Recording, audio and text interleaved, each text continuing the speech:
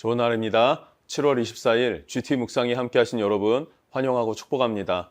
오늘은 열왕기하 6장 24절에서 33절 말씀으로 거짓 회개와 책임 전가라는 제목으로 하나님 말씀 나누겠습니다. 본문 말씀 함께 읽어봅니다.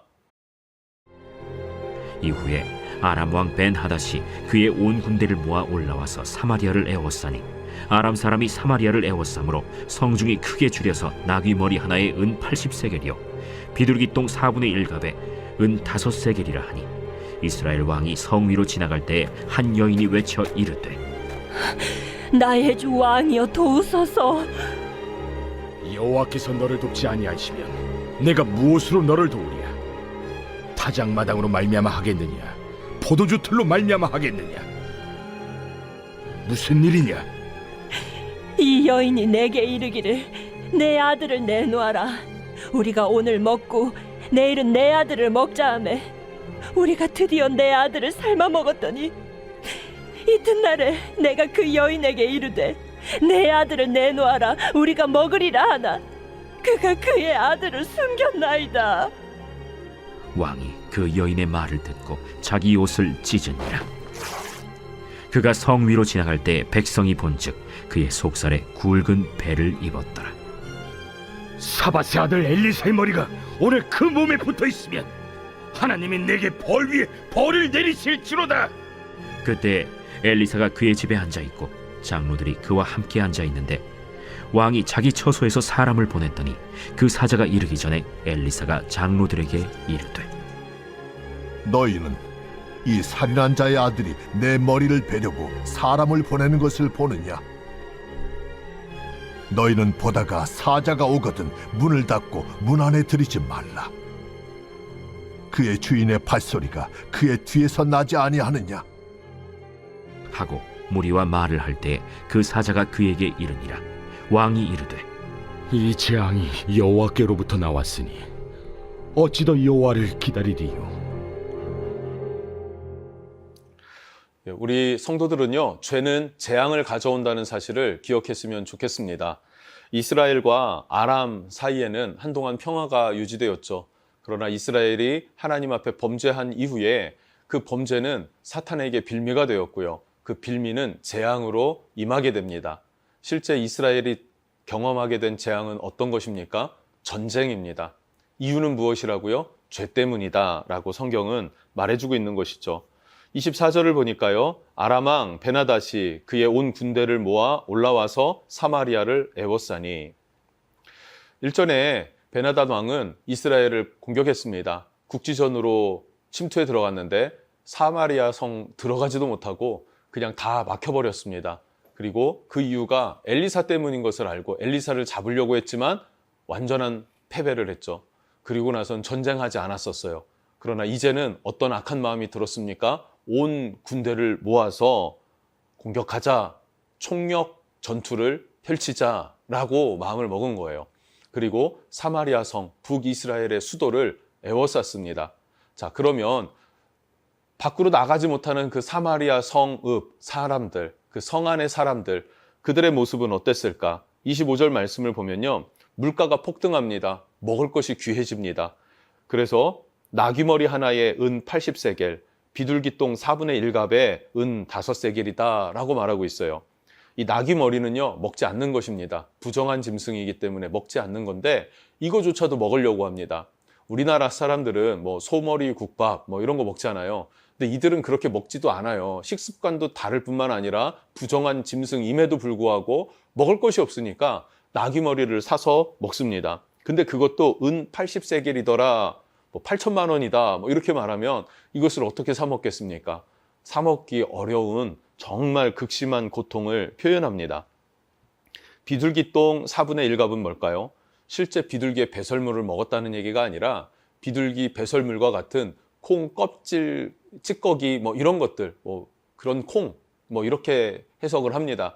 그러니까 보기에 안 좋은 좀 이렇게 생긴 콩이라고 그냥 보면 될 것 같습니다. 콩 4분의 1갑에 은 5세겔.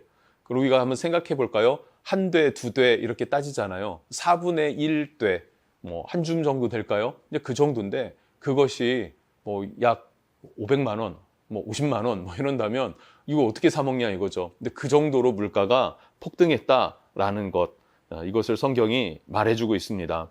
자, 그것이 26절을 보면은 백성들이 이제는 왕을 찾아와 호소합니다. 한 여인이 찾아와서 왕이여 우리가 죽게 됐습니다. 도와주십시오 라고 도와주십시오.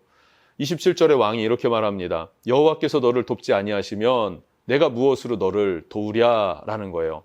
핑계죠. 하나님이 돕지 못하는 거를 내가 어떻게 돕냐. 나도 가슴이 아프다. 뭐 이런 식으로 위로를 해주는 것 같습니다. 그러나 핑계일 뿐입니다. 왜 핑계입니까? 문제의 해결은 회개에 있기 때문에 여호람 왕이 회개하며 하나님 앞에 매달렸다면 그러면 아마 이 모든 상황들을 하나님께서 정리해 주실 것이죠. 그런데 자기 죄를 인정하지도 못하고 회개하지도 않더라라는 것을 여러분 잘 기억했으면 좋겠습니다. 인생에 있어서 대부분의 고난과 고통은 죄 때문에 오는 것이고 그것은 회개의 문제입니다. 회개가 들어가면 모든 것이 녹아 없어지고 풀리게 된다라는 사실도 우리 한번 기억하면 좋을 것 같습니다. 자, 28절과 29절을 보면요. 정말 더 끔찍한 사건이 드러나는데요.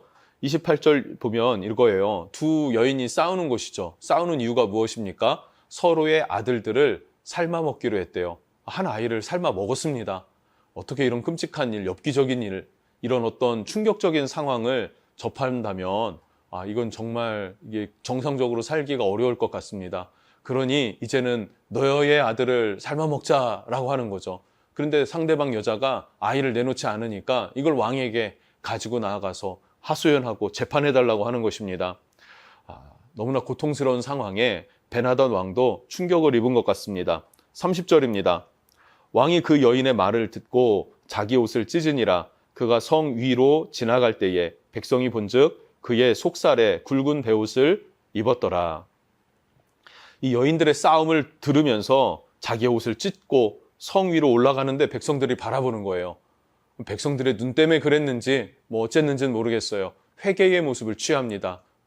굵은 베옷을 입었더라. 왕이 굵은 베옷을 입을 때 성경에서는 하나같이 회개의 상황을 묘사할 때 왕이 굵은 베옷을 입었다라고 말하고 있습니다.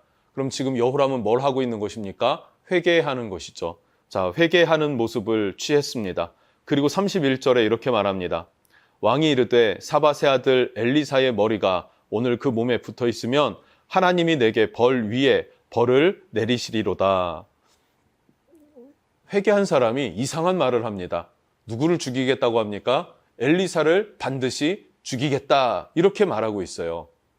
회개한 사람의 모습이라고는 볼 수 없습니다. 그런데 회개했다라고 하는 이 사람이 뭐라고 해요? 자기의 책임을 누구에게 전가합니까?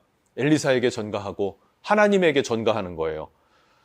형식만 갖추고 진정성 있는 회개는 하지 않은 것이죠. 여러분, 우리 이거 되게 정말 중요하게 생각하고 스스로를 돌아봐야 될 부분이라고 생각합니다. 죄는 무서운 건데요. 죄가 무서운 줄 모르고 죄를 짓습니다. 그리고 임한 어떤 나의 고통과 절망의 순간에 또 누구를 원망하고 누구에게 책임을 전가합니까? 내가 예배도 했는데, 내가 헌신도 했는데 나에게 어떻게 이런 일이 일어나나? 라고 하면서 하나님께 그 책임을 전가하는 것, 그런 모습을 우리에겐 없는지 정말 중요하게 살펴보면 좋을 것 같습니다. 또 백성들을 향한 긍휼의 마음도 없는 것이죠. 왕으로서의 책임과 도의적인 책임조차도 없는 사람인 것입니다. 여러분, 하나님은 겸손한 사람을 낮춰서 회개하는 사람에게 은혜를 베풀어 주십니다. 우리가 겸손함을 겸비하여서 하나님 앞에 회개할 때 주님의 은혜와 주님의 긍휼을 입게 된다는 것. 그러나 교만한 사람은 회개하지 않고 핑계를 대고 그리고 책임을 전가하더라 하는 것이죠. 그것이 이어지는 32절부터 33절까지 나타나는데요. 엘리사는 왕이 자신을 죽이려는 사실을 알았죠. 그래서 왕이 사람을 보냈을 때에 문을 열어주지 않습니다. 아무도 들어오지 못하게 합니다. 그리고 말하죠. 왕이 올 때까지 기다리겠다. 그리고 여호람 왕이 직접 왔습니다. 그리고 33절에 이렇게 말합니다. 이 재앙이 여호와께로부터 왔더니 어찌 더 여호와를 기다리리요. 재앙이 누구로부터 왔다고 합니까? 여호와께로부터 이 재앙이 왔다. 그러니 어떻게 여호와를 기다리냐? 여호와의 은혜를 기다리고 여호와의 긍휼을 더 어떻게 기다리겠는가라고 말하는 거예요. 결국 엘리사에게 책임을 전가했었던 것은 여호와 하나님께 책임을 전가한 것이었다라는 사실을 알 수 있게 되는 것이죠. 이 사람의 심령 가운데서는 너무나 하나님을 향한 적대적인 감정을 가지고 있어요. 그러나 하나님 앞에서는, 또 백성들 앞에서는, 사람들의 눈 앞에서는 믿는 사람의 모습을 취합니다. 여러분, 이것을 뭐라고 말합니까? 거짓, 위선이라고 말하지 않습니까? 우리가 하나님을 믿는 데에 있어서 거짓 혹은 위선적인 신앙인으로 서는 것은 없는지 우리는 돌아볼 필요가 있습니다. 재앙은 하나님을 떠난 사람에게 임한다는 사실이고, 왕은 엘리사를 죽이려고 하는 것이 아니라 회개의 자리로 나아가야 했습니다. 자신의 죄를 끊어야 재앙도 끊어진다 하는 사실을 깨닫지 못했던 것이죠. 여러분, 내 안에 진정으로 하나님 앞에 회개할 것은 없는지 겸손히 돌아보고 겸손히 회개할 수 있는 마음이 있었으면 좋겠습니다. 그 겸손과 회개 가운데 하나님의 은혜와 긍휼이 임하게 될 것입니다. 여러분을 축복합니다. 기도하겠습니다.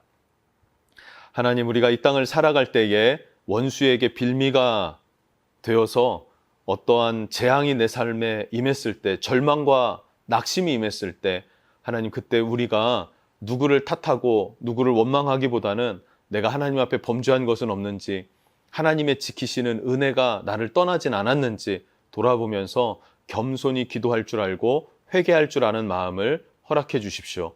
온전히 주님 안에 견고하게 서는 삶 살아갈 수 있도록 축복해 주십시오. 예수님의 이름으로 기도합니다. 아멘.